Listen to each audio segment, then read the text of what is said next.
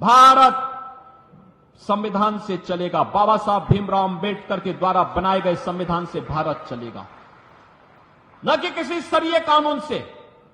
कांग्रेस के लोग अपने घोषणा पत्र में इस बात की चर्चा करते हैं कि हम व्यक्तिगत कानून को लागू करेंगे, यानी सरिया कानून लागू करेंगे, क्योंकि मोदी जी ने 3 तलाक की प्रथा को रोक दिया, पूरी तरह रोक लगा दी, उस पर लगाम लगा दी, और उसको कहते हैं कि हम फिर से व्यक्तिगत कानून पुनर्बहाल करेंगे।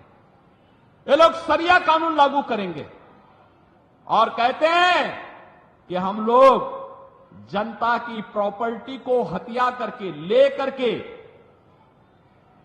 उसके माध्यम से फिर उसका बंदर बांट करेंगे।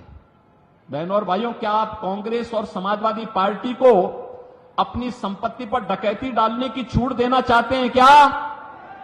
अरे आपके बाप दादों ने कमा करके संपत्ति रखी है, देखो ना इन बेशरमों की हालत। एक तरफ आपकी संपत्ति पर इनकी कुदृष्टि है और दूसरी तरफ माफिया और अपराधियों को अपने गले का हार बना करके कैसे उनके नाम पर फतिया पड़ रहे हैं, आपने देखा होगा इनके हाल को। देखा है ना, देखा है ना।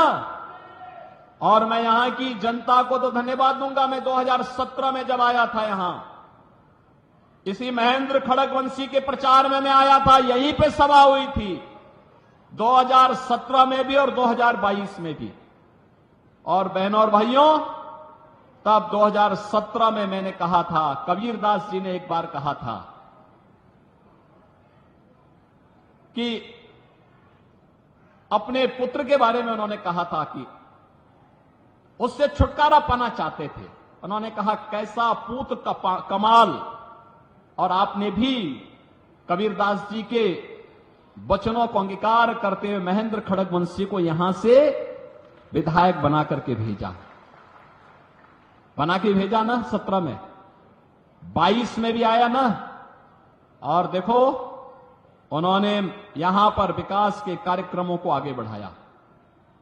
विकास के कार्यक्रम, आश्रम पद्धति का विद्यालय हो, चीनी मिल के विस्तारीकरण का हो, और भी यहां के अन्य कार्यक्रमों को, विकास के कार्यक्रमों को लेकर के चल करके जो सपना कभी स्वर्गीय बाबू कल्याण सिंह जी का था, उस सपने को साकार करने के लिए महेंद्र खड़गवंशी चौधरी कंवर सिंह तंवर के साथ मिलकर के लगातार प्रयास करते रहे।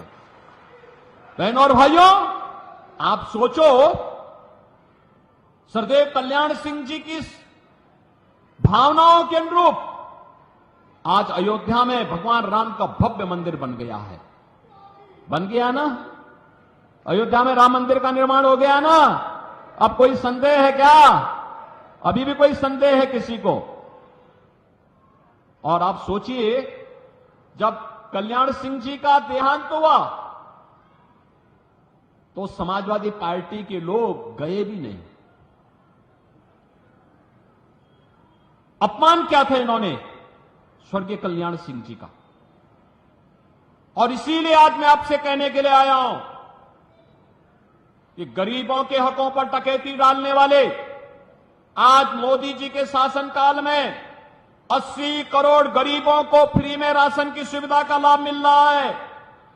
क्या किसी का चेहरा देख करके राशन दिया जा रहा है? गरीब, दलित, वंचित, अति पिछड़ा, हर जाति का गरीब जो भी होगा उसको राशन मिल रहा है। और जो बचे होंगे उनके भी फॉर्म भरे जा रहे हैं। कहा जा रहा है इसके बाद 100% सैचुरेशन की तरफ हम लोग चलेंगे। सैचुरेशन के लक्ष्य को पूरा करने के लिए जो वंचित होगा सबको मिलेगा। 60 करोड़ गरीबों को 5 लाख रुपए की आयुष्मान भारत की सुविधा। और अब तो हमने ये भी व्यवस्था की है कि जिसके पास आयुष्मान भारत का कार्ड नहीं बन पाया, मेरे पास मेरा कोई विधायक, कोई पदाधिकारी या पीड़ित भी पत्र लिख देता है तो मैं उसके जनधन अकाउंट में सीधे लखनऊ से पैसा भेज देता हूं कि भाई उपचार करा लो, कोई समस्या नहीं, सरकार उनकी है।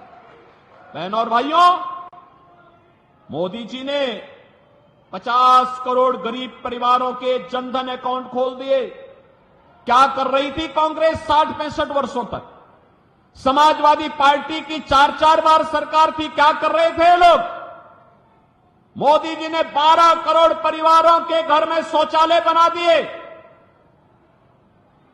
10 करोड़ गरीब महिलाओं को, 10 करोड़ परिवारों को रसोई गैस का फ्री में कनेक्शन उपलब्ध करवा दिया, 12 करोड़ गरीबों के घर में शौचालय बना दिए गए,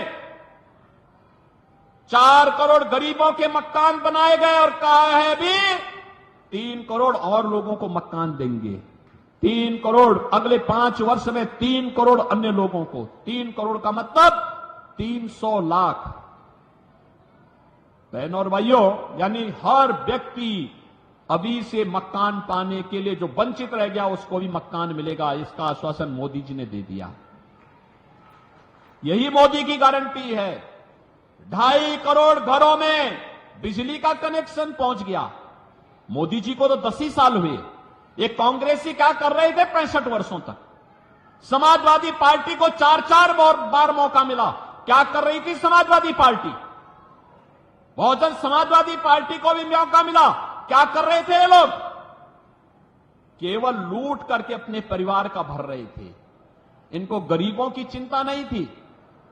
इंदिरा गांधी ने जो नारा दिया गरीबी हटाओ का, पोता भी तोते की तरह वही रट रहा है कि गरीबी हटाएंगे और कट कैसे हटाएंगे? कह रहे हैं जो कि जिसकी संपत्ति होगी उसको हड़प लेंगे, फिर उसको हम लोग दूसरों को बांट देंगे, बंदर बांट कर देंगे।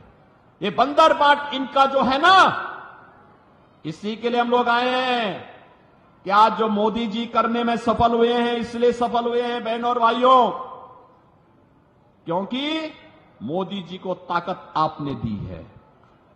1 वोट की ताकत है। ये 1 वोट की ताकत आतंकवाद ला सकता है अगर गलत हाथों में जाएगा, और यह आतंकवाद को सीमा पार ही निपटा देगा अगर भाजपा को यह वोट जाता है तो। आज आप देख रहे हो ना, पाकिस्तान जो सफाई देता है वो एक ही सफाई देता है, कहता है कि भारत ने हमारे देश के सभी आतंकवादियों को एक एक करके चुन चुन करके मार दिया। तो क्या आतंकवादियों की आरती उतारेंगे क्या? यही तो करना है हम लोगों को। भाजपा को पड़ने वाला एक एक वोट आतंकवाद को सीमा पार ही निपटा देगा। आपको आपका भाजपा को मिलने वाला एक एक वोट बेटी और व्यापारी को सुरक्षा की गारंटी दे देता है,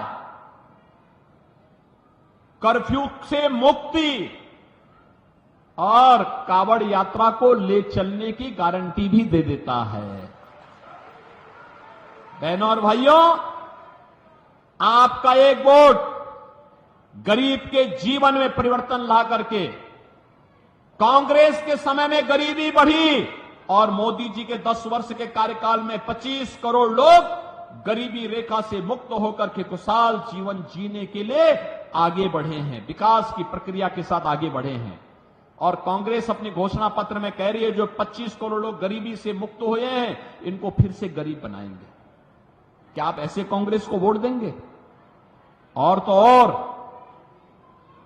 पिछली बार जो धोखा हुआ, आपने जिस व्यक्ति को सांसद चुना वह व्यक्ति तो भारत माता की जय भी नहीं बोलता, और पिछली बार किस चुनाव चिन्ह पे आया था, इस बार फिर दूसरे चुनाव चिन्ह पे आ गया। ये हमेशा पहले उसने हाथी का सहारा लिया और जब यहां पूरा चर खा लिया है तो अब वह हाथ का सहारा लेकर के जबरदस्ती यहां के संसाधनों को लूटने का प्रयास कर रहा है। और बेशर्मी की हद देखो, देश की संसद में भारत माता की जय करने से भागता है, कहता नहीं हम नहीं बोलेंगे। आप मुझे बताओ, क्या उसको वोट जाना चाहिए? क्या वोट जाना चाहिए? क्या जो भारत माता की जय न बोल सके, क्या उसको वोट जाना चाहिए? क्या रहेंगे भारत में